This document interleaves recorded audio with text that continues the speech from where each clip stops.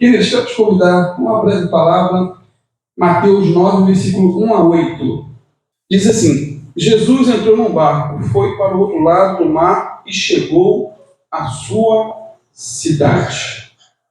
E trouxeram-lhe um paralítico deitado em uma maca. Vendo a fé que possuíam, Jesus disse ao paralítico: ânimo, filho, os teus pecados estão perdoados. Mas alguns escribas disseram consigo mesmos: este homem está blasfemando. Todavia, conhecendo-lhe os pensamentos, Jesus disse: por que pensais o mal no coração? O que é mais fácil dizer: os teus pecados estão perdoados? Ou levanta-te e anda? Mas para que saibais que o Filho do Homem tem autoridade na terra para perdoar pecados, disse então ao paralítico: levanta-te, pega a tua maca e vai para casa. Ele se levantou e foi para casa. Ao ver isso, a multidão temeu e glorificou a Deus, que concedera tal autoridade aos homens. Amém? Que o Senhor abençoe a sua palavra. Pode sentar-se, queridos. Amados, esse texto ele é bem conhecido para os leitores, os ratinhos de Bíblia. Aqueles que têm feito aí a leitura, seguido o plano de leitura, pelo menos 2 vezes por ano você lê essa história. E lê mais 2, porque essa história é contada também no Evangelho de Marcos, e se eu não me engano em Lucas. Então esse texto é bem conhecido e conta a história de um homem paralítico que foi levado até Jesus. O Evangelho de Marcos diz que foram 4 amigos que se compadeceram dele e o levaram até a presença de Jesus. E por não conseguirem entrar na casa em que Jesus estava, eles fizeram o quê? Subiram com o amigo no telhado, fizeram um buraco e desceram o homem exatamente onde Jesus se encontrava. E Jesus viu toda aquela cena. Jesus contemplou tudo aquilo, vendo a fé deles, viu a fé deles, diz o texto. E então se dirigiu ao paralítico e disse basicamente 3 palavras específicas para o paralítico. 3 palavras. Primeira: filho, tem bom ânimo. Segunda palavra: os teus pecados estão perdoados. E terceira palavra: levanta-te, pega a tua cama e vai para casa. Ou seja, Jesus tratou da sua alma, Jesus tratou do seu espírito, e Jesus tratou também do seu corpo. Por quê? Porque esse homem recebeu uma cura completa, uma restauração total, não só no corpo, mas no espírito. Creio que Jesus queira fazer o mesmo conosco nessa noite. Amém? Ele é o mesmo ontem, hoje e eternamente, sempre será o mesmo. Ele morreu na cruz, mas ressuscitou e está conosco. E a primeira cura efetuada por Jesus na vida desse homem foi em sua alma. Pois a primeira palavra que Jesus disse para ele foi o quê? Filho, tem bom ânimo. Tem bom ânimo. Amados, para Jesus dizer aquele homem, para ter bom ânimo, é porque ele devia estar sem ânimo, desanimado, para baixo, cabisbaixo, desanimado, e não era para menos. Esse homem era o quê? Paralítico. Ele se colocou num lugar de um paralítico. Que situação difícil, vivia de favor, dependia dos outros. Naquela época não existia aposentadoria por invalidez, não existia Bolsa Família, não sabemos se ele tinha família, não tinha a quem pedir ajuda, socorro. Só Deus sabia como ele estava psicologicamente, e era um homem triste. Ele era um homem desanimado, O peso do pecado devia estar na sua consciência e seu corpo estava numa verdadeira prisão. Verdadeira prisão. E mais, escondidos atrás da paralisia, estava também o quê? A depressão. Depressão, o desespero, a autoimagem destruída, as emoções amassadas, sonhos quebrados, arruinados. Talvez ele tenha sido uma pessoa normal e alguma coisa aconteceu, o texto não diz, mas alguma coisa aconteceu que o levou àquela situação. E Jesus diagnosticou que as emoções desse homem estavam tão enfermas como o corpo. A alma estava tão doente como o físico. Tudo ia mal. E antes de aprumar seu corpo, Jesus restaurou o quê? As suas emoções. Antes de dizer, pegue tua cama e vai para casa, Jesus disse o que para ele? Filho, tem bom ânimo. Tem bom ânimo. Anima-te. E essa palavra serve para cada um de nós, querido. Jesus também diz, filho, filha, tem bom ânimo. Não desanime. A luta pode estar muito grande. Talvez você não seja um paralítico, com certeza ninguém aqui é, mas talvez paralítico da alma. Há pessoas paralisadas. Então não recue, não desista. Irmão, muitas e muitas coisas nos deixam desanimados, abatidos, para baixo. Às vezes uma doença, como foi o caso do homem nessa história aqui, uma doença abate qualquer um. Até porque doença não dá em poste, dá em gente. Em gente. E não somos super-heróis espirituais. Não somos fortes. Somos fracos. O nosso corpo é fraco. Somos frágeis. Um mosquito mata uma pessoa. Imagina que situação. E só Deus para nos guardar. Quantas bactérias, quantos vírus estão ao nosso redor? E muitas vezes, esses males do corpo acabam atingindo também a nossa alma. E nos traz o quê? Angústias, tristezas, dores, incertezas, choro. O que mais nos deixa desanimado? Às vezes a enfermidade de um familiar, de um amigo, de um parente. E isso dói na alma. É algo angustiante ver uma pessoa, às vezes, definhando diante dos nossos olhos. Às vezes uma crise financeira, onde olhamos para um lado, para o outro e não enxergamos a saída. Quantas coisas mexem com a gente? Muitas vezes é uma crise no casamento, que deixa a pessoa para baixo, desanimada. E por que não dizer as crises que enfrentamos no trabalho, na escola, na igreja? A verdade, queridos, é que muitas coisas nos deixam desanimados. E fora as crises externas, problemas de fora, ainda tem aquelas que enfrentamos internamente, dentro da alma, no nosso interior. É a luta entre a carne e o espírito. É ou não é? Muitas vezes queremos fazer a coisa certa e acabamos fazendo a errada. Queremos acertar e acabamos errando. Fora essas situações, ainda vem os traumas da infância. Quem não tem?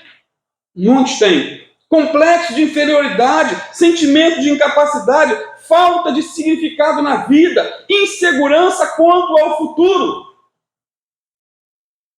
Crise de ansiedade, depressão, tudo isso vem como uma enxurrada, muitas vezes, na nossa vida.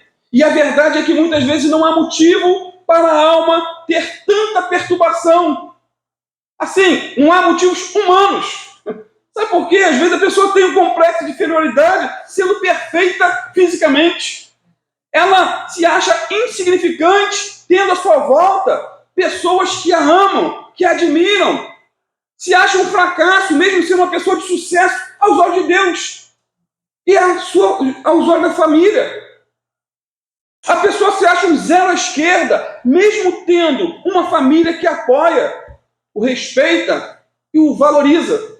E de onde vêm esses sentimentos ruins, malignos, essa erva daninha? Agora, humanamente falando, queridos, o homem aqui do nosso texto tinha motivo de sobra para estar desanimado. Tinha motivos, porém, algo começou a mudar. Quando certo dia, alguns amigos vão até a sua casa e dizem que Jesus estava na cidade. Aí começa a mudar a história desse homem. Dizem para ele que Jesus operava sinais, operava maravilhas, curava os leprosos, levantava os paralíticos, fazia os cegos enxergarem. E a fé dele começou a aumentar. Assim como nós temos a fé aumentada quando lemos a palavra, quando vemos o que Jesus fez pelos outros, e ele é poderoso para fazer conosco também. Esses amigos então convencem o sujeito a ir até a presença de Jesus. E ele concordou com a ideia, e a primeira palavra que Jesus dirige foi o quê? Filho, tem bom ânimo. O lindo, o maravilhoso é que antes de Jesus curar esse homem no corpo, ele curou ele na alma. Antes de tocar no físico, Jesus tocou as emoções dele. Antes de curá-lo fisicamente, Jesus o curou emocionalmente. Amados, Jesus sempre nos dá o que precisamos e não aquilo que queremos. Não aquilo que queremos. Aquele homem provavelmente esperava primeiro uma palavra de cura para o corpo. Esperava, sonhava em ser curado no corpo, mas Jesus lhe dá uma palavra de cura primeiramente para a alma. Muitas vezes precisamos desesperadamente de uma cura física, mas Jesus nos cura dizendo: filho, filha, tem de bom ânimo. Não desanime. Amados, a cura da alma é tão importante e necessária quanto a cura do corpo. Portanto, precisamos pedir constantemente que o Senhor nos cure por dentro, no nosso interior, em nossas emoções, em nosso psique. Eu sempre oro: Senhor, dá-me sanidade mental. Guarda a minha mente, Senhor. Guarda, porque há muitas pessoas bem fisicamente, mas com problemas sérios. Uma das características de uma pessoa deprimida é a falta de ânimo. Existem milhares e milhares de pessoas ao redor do mundo e são perfeitas fisicamente. Perfeitas. Vão no médico, não tem problema, mas são doentes da alma, com transtornos que os nomes variam, viajam, tantos nomes complicados. Às vezes os problemas são tantos que nem os mais renomados psiquiatras conseguem resolver. Tem problema que nem os medicamentos mais fortes, queridos, são capazes de dar conta. Então, eu creio numa cura completa. Eu creio que Jesus se preocupa tanto com o nosso físico, como ele se preocupa também com o nosso emocional. E mais, Jesus chamou aquele homem de filho. Não é isso aí, versículo 2? Filho, perdoados são os teus pecados. Ou seja, antes de Jesus perdoar seus pecados, o chamou de filho. Que lindo! Que lindo! Antes da cura espiritual, Jesus cura também o seu emocional aqui, com essa palavra, com esse filho. Sabe por que eu digo isso? Porque dentro de um contexto judaico, uma pessoa, quando ficava doente, isso indicava um problema moral. Ou seja, se esse homem estava paralítico, era porque havia cometido algum pecado grave. Na mente de um judeu dos tempos bíblicos, não estou ensinando isso, mas na mente deles, só ficava doente quem vivia em pecados. E esse pensamento ainda é recorrente em alguns segmentos evangélicos da atualidade. Quando alguém vê alguém doente, com a doença, você pode ver que tem algum pecado. Irmão, isso não é, pode ser e pode não ser. Quem somos nós para apontar o dedo? Porque quando apontamos um dedo, tem 3 voltados para nós e um apontado para cima dizendo: você é um mentiroso, você não deve julgar, você é um ser humano com limitações. Sendo assim, querido, aquele paralítico provavelmente já havia se excluído do reino dos céus. Ele mesmo se excluiu. Para mim não tem jeito. A cultura da minha época diz que se eu estou paralítico é porque eu cometi algum pecado, e no caso dele provavelmente foi, porque Jesus perdoou o pecado e depois o curou. Mas ele não via uma luz no fim do túnel. Ele deveria estar se achando um ímpio, um profano, um pária.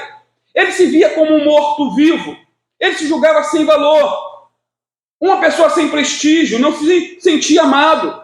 Mas os seus amigos, e é bom ter amigos nessa hora, queridos, os seus amigos investiram nele. E Jesus, o Rei dos Reis, o Senhor do Universo, o chamou de filho. Amém, Jesus. Filho, filho. Queridos, não é pouca coisa ser amado por Deus. É um alto privilégio fazer parte da família de Deus. É uma honra ser chamado de filho pelo Senhor do Universo. É uma honra. É uma honra. Muitos dizem que todos são filhos de Deus. No entanto, a Bíblia diz que o verdadeiro filho de Deus é aquele que crê em Jesus, o único filho do Pai. Lá em João 3,36, aquele que crê no Filho tem a vida eterna. Mas aquele que não crer no Filho não verá a vida, mas a ira de Deus sobre ele permanece. Fique assim com Jesus, porque senão a ira de Deus estará sobre você.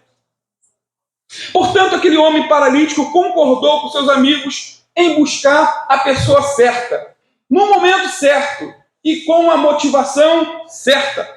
E a pessoa certa é quem, queridos? É Jesus. O momento certo foi aproveitar a presença de Jesus em Cafarnaum. Há momentos que são únicos e é bom não deixar passar. Ele aproveitou o momento certo e a motivação certa foi em receber um milagre da parte do Senhor. Queridos, estamos aqui buscando a pessoa certa, Jesus. Estamos aqui no momento certo, dia de culto ao Senhor. É um momento de oportunidade. E estamos aqui com a motivação certa também, recebermos um toque do Senhor que venha mudar a nossa vida. Pode ser uma cura física, emocional, espiritual. Pode ser uma presença mais marcante dele na nossa vida. E temos que esperar sempre algo grande da parte do Senhor. A segunda cura efetuada por Jesus na vida desse homem foi em seu espírito, né? Relembrando, primeiro Jesus o curou na alma, nas emoções, dizendo para ele o quê? Tem bom ânimo. Agora Jesus cura ele no espírito, dizendo: filho, perdoados são os teus pecados. No final do versículo 2. Perdoados são os teus pecados. Amados, o pecado é a pior tragédia do ser humano. Você pode ligar comigo? Está muito bom o ventinho, mas está mexendo com a garganta. O pecado é a pior tragédia do ser humano. É pior do que solidão. O pecado é pior do que a pobreza. O pecado é pior do que a doença. E é pior do que a própria morte. Todos esses males não podem nos separar de Deus. Mas o pecado nos separa de Deus no presente e também por toda a eternidade. Agora, o único remédio para o pecado é o perdão completo e restaurador de Jesus. Perdão completo.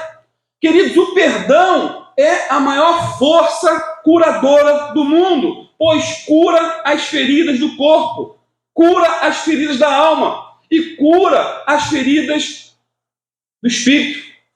É uma cura completa. Completa. O perdão é algo que só Deus pode dar. Nenhum anjo do céu, nenhuma pessoa na terra, nenhuma igreja ou concílio, nenhum pastor ou denominação podem apagar da consciência do pecador a culpa do pecado e dar a ele a paz com Deus. Só Jesus pode perdoar pecados. Só Jesus pode nos dar um coração limpo do pecado. O sangue de Jesus continua perdoando pecados. O perdão é maravilhoso, porque o fardo da culpa é terrível. Terrível. Mais uma vez, antes de curar o físico, Jesus curou o espírito. Antes de levantá-lo fisicamente, Jesus o levantou moralmente. Antes de dizer, toma a tua cama e vai para casa, Jesus lhe disse o quê? Teus pecados são perdoados. Antes de curar o corpo, Jesus trouxe paz ao coração do homem e anunciou que os pecados dele estavam perdoados. Perdoados. Amados, quando Jesus declarou aquele paralítico, perdoados estão teus pecados, ele sabia muito bem o que estava dizendo e sabia muito bem o que ele estava fazendo. Sabe por quê? Porque o perdão é o milagre dos milagres realizado por Jesus. É o grande milagre. O perdão é um maior milagre do que curar um cego. Por exemplo, Jane Erickson Tada, uma mulher que ficou tetraplégico há várias décadas, ela foi confinada a uma cadeira de rodas motorizada. É uma personagem real, viva. Apesar disso, com 84 anos de idade, está viva ainda. Ela ainda pinta com a boca e ela ficou tetraplégica. Ela compõe músicas, ela escreve livros, fala em conferências e, além de ter um testemunho glorioso e um ministério internacional, mesmo com tanta limitação física. Enquanto isso, ela confia no amor de Jesus para sustentá-la durante os tempos de limitação física. Certa feita, ela declarou o seguinte, que preferia estar na cadeira de rodas, sabendo que foi perdoada em Cristo, do que ser saudável e não gozar do perdão completo.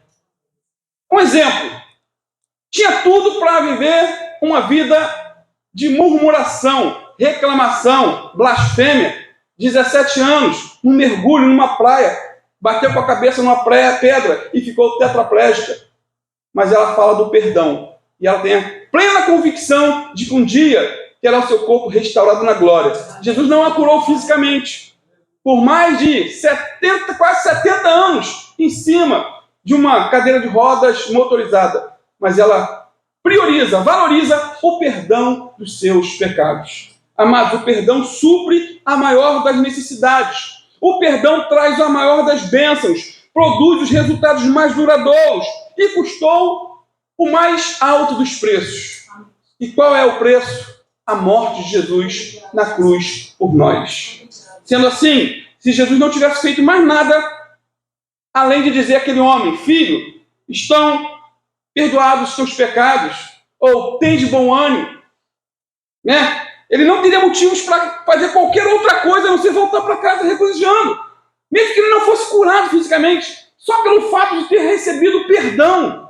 Mas Jesus deu, além de uma palavra de ânimo, deu perdão de pecados e, vamos ver mais à frente, a cura da sua saúde. Isso porque, queridos, o mais importante do que a cura física é a purificação do coração. É a limpeza da alma. Mais importante do que pegar a cama e sair andando, ao receber uma cura, é receber o perdão dos pecados, sair leve, limpo e reconciliado com Deus. Eu te pergunto, você já foi perdoado dos seus pecados? Você já confessou? Você já abandonou? Você já entregou a vida a Jesus? De corpo, alma e espírito?